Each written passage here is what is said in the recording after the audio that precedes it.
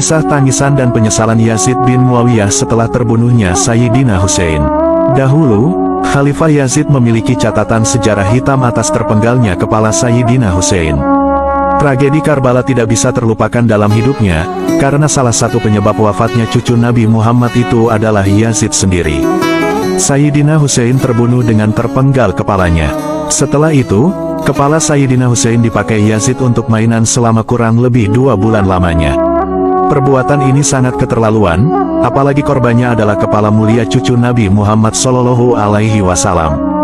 Namun anehnya, saat kepala mulia Sayyidina Husain digunakan untuk mainan, kepala itu tidak terluka sama sekali. Bahkan semakin bertambahnya hari, wajah mulia Sayyidina Husain lama-kelamaan malah semakin indah dan tampan. Peristiwa ini tentu menandakan bahwa Sayyidina Husain adalah cucu Nabi yang derajatnya mulia di sisi Allah Subhanahu wa Ta'ala. Beliau adalah sosok pemimpin para pemuda penduduk surga di akhirat kelak. Setelah kejadian menyedihkan itu, kepala Sayyidina Husain dimakamkan di salah satu masjid yang menjadi kebanggaan Bani Umayyah. Waktu semakin bergulir berganti, tak terasa peristiwa kelam Karbala sudah lama terjadi. Kemudian, timbullah rasa penyesalan dalam diri Yazid bin Muawiyah. Ia menyesal atas perlakuan buruknya kepada cucu Nabi Muhammad SAW itu. Ia terus-menerus menangisi masa lalunya yang penuh dosa dan kezaliman. Bahkan rasa sesal ini masih berlangsung sampai akhir penyerahan kursi kekuasaannya kepada putranya yaitu Muawiyah bin Yazid. Seperti kita ketahui, bahwa kekuasaan Bani Umayyah diturunkan dalam lingkup keluarga mereka sendiri.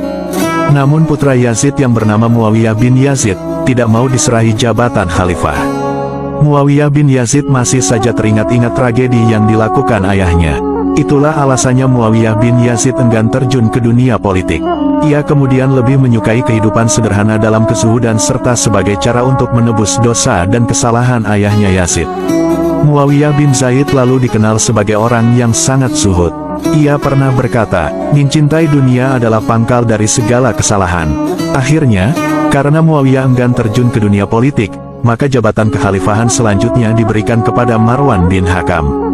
Meskipun Yazid bin Muawiyah pernah menapak noda hitam dalam sejarah Islam dan kepada zuriyah Nabi Muhammad SAW, tetapi kita tak usah terlalu sibuk mencelanya.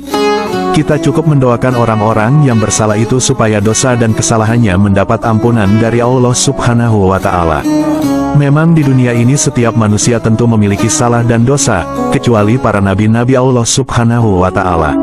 Wafatnya Sayyidina Husain di Karbala tentu sudah menjadi takdir Allah Subhanahu wa Ta'ala. Selanjutnya, setelah wafatnya Sayyidina Husain, garis keturunannya kemudian diturunkan kepada 6 atau 7 anaknya. Satu di antara mereka adalah seorang anak laki-laki bernama Sayyid Zainal Abidin.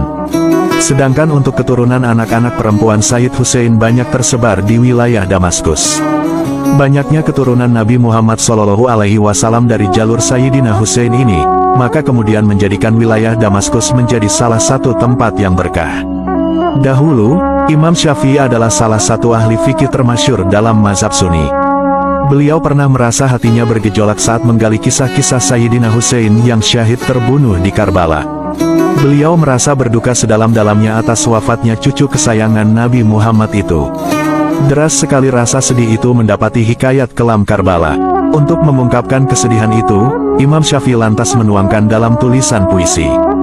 Dalam kitab Diwan Al-Imam Asy-Syafi'i, ada sebuah puisi Imam Syafi'i yang bisa bikin pembacanya meneteskan air mata. Berikut puisinya, hatiku mengeluh karena hati manusia sedang merana. Kantuk tak lagi datang, susah tidur membuatku pusing. Wahai siapa yang akan menyampaikan pesanku kepada Al-Husain, yang dibantai, meski tak berdosa. Bajunya seakan-akan dicelup basah dan memerah. Kini meski pedang pun meratap, dan tombak menjerit.